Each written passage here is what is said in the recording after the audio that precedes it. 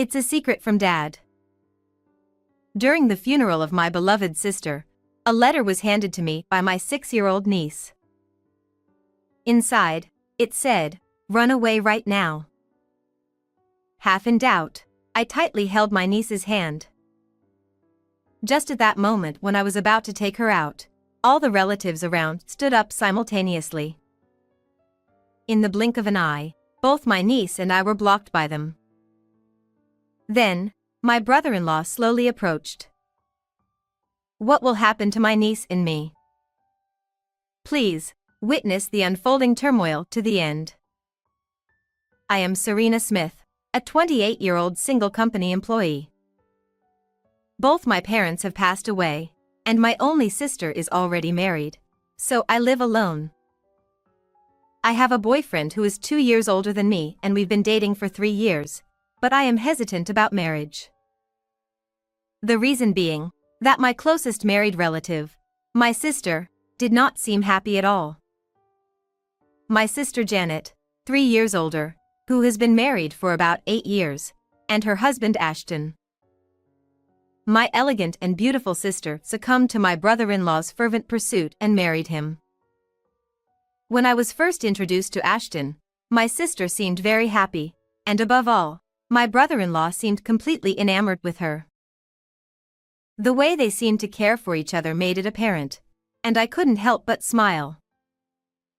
And so, my sister and brother-in-law got married safely. Ashton's family comes from a lineage of doctors, and he himself is also an elite physician.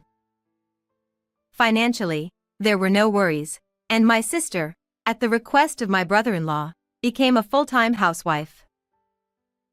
However, the seemingly smooth sailing of her married life began to change from the time their daughter Lisa was born, who is now 6 years old. Immediately after my niece was born, my brother-in-law and his family, who were hoping for a successor, apparently openly expressed their disappointment, saying, "Oh, a girl." Furthermore, there were no words of encouragement for my sister. Once again, my mother-in-law said, "Is there no second child yet? I'm counting on a boy this time." After that, the pressure from her in-laws and the surroundings to have a successor became intense, and my sister began to lose her energy due to that stress. I was worried about her, so I kept in touch frequently, and when I heard that she wasn't feeling well, I would go to places with her to relax. But even such efforts were in vain, and even after 3 years since Lisa was born, my sister was not blessed with another child. One day, my sister murmured quietly, "Ashton isn't cooperating, so there's no way I can get pregnant." Surprised, I asked her what was wrong, and it turned out that since Lisa turned 2 years old, there had been no opportunity at all to have a child. Moreover, my brother-in-law apparently was increasingly absent from home, and there were frequent instances of him coming back with the smell of perfume in the morning. And yet, he says it's my fault we can't have children.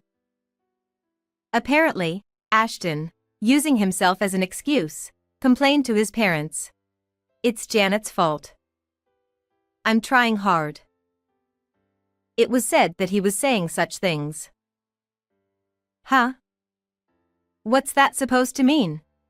Feeling furious, I went to confront my brother-in-law, but my sister said, "Stop that. Let me try a little harder for Lisa's sake." So I had to stop, respecting her feelings and not interfering with the couple. Still, I was worried about my sister, so I kept in touch frequently to check on her condition, but it seemed that my brother-in-law's attitude was getting worse. He seemed to be completely indifferent to his only daughter Lisa, and my niece had closed her heart to her father and always put on a tense expression in front of Ashton. Poor thing. She seemed so happy back then. The real niece is a cheerful child, and when she, my sister, Lisa, my boyfriend Bob, and I went to an amusement park together before, she showed an innocent smile. Even Bob said, "Lisa, she smiles so cutely." She was that lovely. Moreover, It seems that my brother-in-law is apparently cheating, and he often stays out overnight as if it were a matter of course, and there are times when he doesn't even contact them. Sis, that's definitely not right. Maybe you should consider divorce? I'm working too, so I'll support you. Unable to bear it, I made such a proposal, but my sister said, yeah, maybe. But still hesitating. It's not that simple, is it? But considering divorce, it might be better to gather some evidence, right? At that time, I conveyed that and hung up the phone. After that, I was entrusted with a big project at work, and suddenly became busy. In fact, if I could make the project successful, a raise was certain, and I could also support my sister financially. Huh? My sister called. I have to call her back later. I realized this after finishing a meeting at work.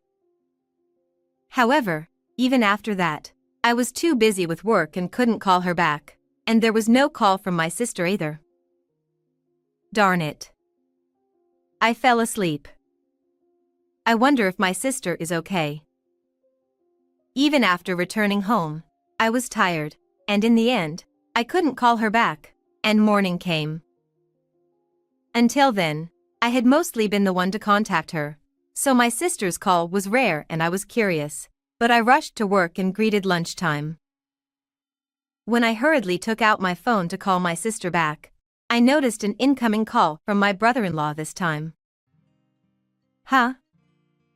This is the first time my brother-in-law has called. This is strange. What happened? Feeling uneasy, I immediately called him back. Actually, Janet took a large amount of sleeping pills and ended her own life. At that moment, it felt like I had been hit on the head with a hammer. What did you just say? That's a lie. Then, what about yesterday's phone call? Huh? Janet contacted you. Then why didn't you listen to her? But, I've heard about you from my sister. Aren't you the one who pushed my sister to the brink? Confused by the sudden news of my sister's death and being blamed by my brother-in-law, I inadvertently retorted. Hey, stop with the baseless accusations. Janet was just spouting nonsense.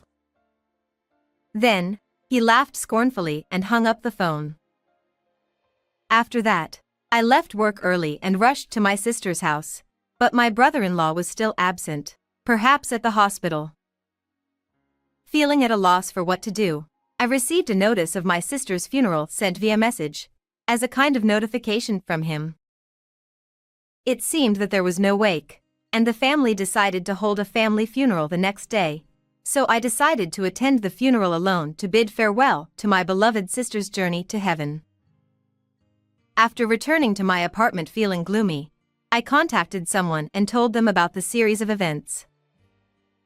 That evening, I couldn't sleep due to the guilt of not answering my sister's call and not calling her back.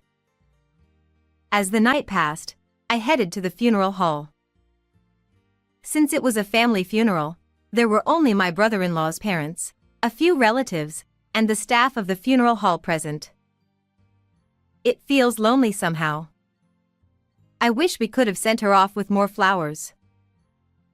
I felt a pang in my heart at the sight of the modest altar, which was not suitable for my affluent brother-in-law's family, and it seemed clear how my sister was being treated.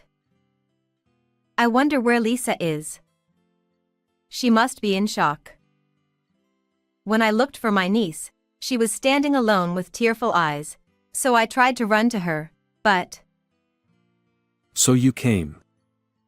You said some terrible things yesterday. Your seat is over here. I was coldly treated by my brother-in-law and prevented from getting close to Lisa. And then, when the funeral was over and we were about to move to the crematorium. It's a secret from Dad. While my brother-in-law was talking to the staff at the funeral hall, my niece came to me and handed me a letter from my sister. I opened it quietly, and to my surprise, the words "Take my daughter and run away right now" jumped out at me. Just as I suspected. There must be something behind my sister's passing. I was surprised, but having received my sister's message, I made up my mind to escape with my niece and was waiting for the right moment. Just as I was about to leave, taking advantage of the moment when everyone was occupied, my niece and I were surrounded by relatives. What's going on? Are they all in on this? I tried to break free somehow, but it was impossible. You're not going anywhere. My brother-in-law even came over and whispered in my ear in a low voice. In my frozen state of fear and panic, a staff member of the funeral hall came to me. Is everything okay? Thank goodness for this person. Please help me. I thought so, but it was only for a moment. Ah. It seems Janet's condition deteriorated due to the shock of losing her sister. I'll let her rest for a bit. With a nonchalant attitude, my brother-in-law forcibly grabbed my arm and dragged me to the waiting room. Wait. Take Lisa with us. I appealed, but my niece was taken away by my brother-in-law's parents. It's regrettable that I couldn't answer my sister's last call, but Ashton's attitude was unforgivable. To avenge her grievances, I vowed to expose my brother-in-law's true nature and seek revenge at all costs. You have no allies here. Give up. As soon as we entered the waiting room, he said that I will never forgive you for tormenting my sister. I know all about what you did to her.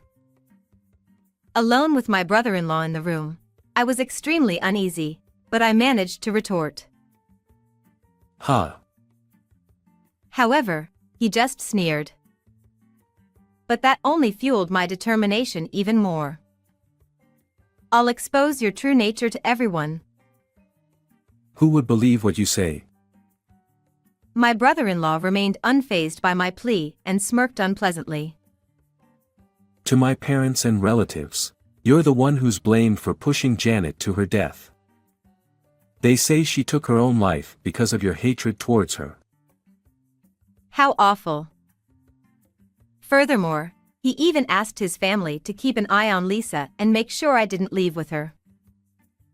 So that's why everyone present at the time blocked our way. My anger towards my cowardly brother-in-law reached its peak. I won't let you have your way. I'll expose everything. I glared at him with all my anger. You didn't answer her call either, did you? If your sister really mattered to you, shouldn't you have dropped everything and contacted her? Well, that's... I couldn't help but falter, and my brother-in-law didn't overlook it. Janet felt abandoned even by her trusted sister. Wasn't it your actions that ultimately pushed her to the brink? Maybe she departed for the other world because of that. I was pointed out about something that had been bothering me all along, and I lost my words in response. Oh. What happened to your confidence from earlier? Hit a nerve, did I?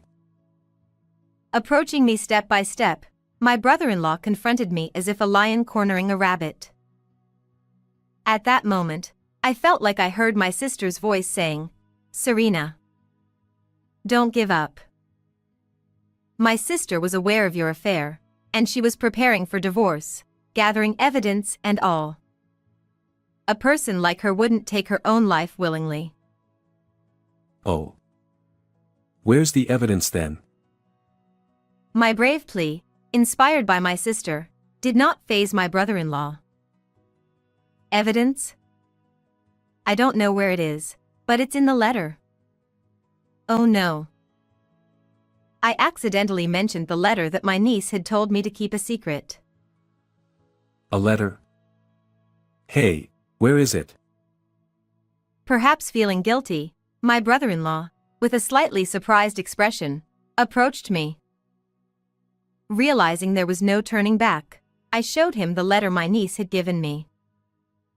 You may not know, but this is a letter from my sister that Lisa just gave me. I read out parts of the letter and revealed its contents. It detailed my brother-in-law's cruel treatment and my sister's suffering, following the instruction to take my daughter and run away right now. She had written the letter, fearing for her safety in case I couldn't answer her call. And she had entrusted it to my niece. Damn it. She should have just gone quietly. But she had to meddle. My brother-in-law muttered with annoyance. What do you think will happen if I show this to everyone? Maybe I'll sell it to a magazine. Hey, hand that over. Ashton, now red-faced with anger and frustration, approached me. There is no way I will hand it over to you. I hugged the letter from my dear sister tightly. You're soon going to join your sister in the afterlife anyway. Like the good sisters you are, I'll make you drink the same medicine I gave Janet. In a desperate situation, my brother-in-law finally revealed his true intentions. Your actions caused my sister's death, didn't they? Yeah, that's right. I have a young and beautiful mistress who's pregnant. Janet was in the way of me marrying her. I was on the verge of losing control due to Ashton's selfish excuses. Then why didn't you just divorce my sister? Give her back. I screamed in a voice close to a sob. I don't want to pay alimony, and besides, divorce would look bad. I'll make you suffer just like my sister, or even worse. Ha! It's too late for that. If you want, I can send you to join her now. Approaching me step by step as if to corner me, my brother-in-law said. Please. Help me. I closed my eyes tightly, silently praying for help. At that moment, we heard a knock on the door. How are you feeling now? I brought some warm tea. It was the voice of the funeral staff from earlier. Ashton, trying not to arouse suspicion, quickly opened the door and let him in. If you say anything unnecessary, I won't guarantee Lisa's safety. As my brother-in-law whispered, I desperately looked at the staff member as if seeking help. Thank you. She is fine now. Ashton tried to hurry him out of the waiting room. However, the person who was being pushed out with his back suddenly turned around and faced my brother-in-law. What? Surprised, Ashton widened his eyes. Ashton, this person is actually a police officer disguised as a funeral staff. It's strange for my sister to suddenly pass away like this. I had asked the police to keep an eye on you. Then, my brother-in-law turned pale rapidly. I don't know anything. As a doctor, I guarantee it. Janet took her own life. Even at this point, he was trying to play dumb. Just give it up already. I have all our conversations recorded. Didn't you admit earlier that you gave my sister the medicine? My brother-in-law, who had been confident until now, suddenly started pleading with me. I messed up. I'll pay you hush money, just keep Janet's situation confidential. Cut it out. No amount of money will bring my sister back. At least admit your mistakes and face the consequences. I firmly rejected Ashton's plea. Then, next to me. I've heard the situation from Serena. We'll talk at the station. The police officer, who turned out to be Bob, my partner, informed my brother-in-law and nodded at me. In fact, I had contacted him immediately after hearing the news of my sister's passing from my brother-in-law, asking for support. Deciding to attend the funeral where Ashton, whom I didn't even want to see, was present to bid my sister farewell. But inwardly, I was filled with grief for my beloved sister's loss, as well as fear and anger towards my brother-in-law. However, because I believed that Bob would help me no matter what, I was able to confront my brother-in-law. After that, whether he resigned himself or not, Ashton, who weakly gave up, left the funeral home with Bob, the police officer. Including my brother-in-law's parents who were present, all the relatives were stunned, only worried about avoiding scandal.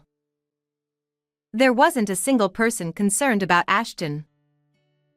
When I found Lisa looking anxious and ran over to her, she hugged me as if relieved. And then, with my niece, I left the funeral home after receiving my sister's ashes. Later on, my brother-in-law's guilt was proven, and he ended up behind bars. My niece was taken into my care, and I claimed $100,000 in child support for Lisa and $200,000 in compensation for my sister's life. The reputation of Ashton's family's hospital, being a family of doctors, suffered greatly from the rumors of their wrongdoing, and their business declined rapidly. My brother-in-law was abandoned by both his family and his mistress, and it seems no one came to visit him. While my niece initially struggled with the shock and instability, she has been smiling more often lately. As for me, my relationship with the police officer who helped me in this ordeal is going smoothly, and I'm starting to think positively about marriage. He also cares for my niece, so I hope that in the near future, the three of us can live together happily. How did you find this story? Don't forget to subscribe to the channel. See you in the next video.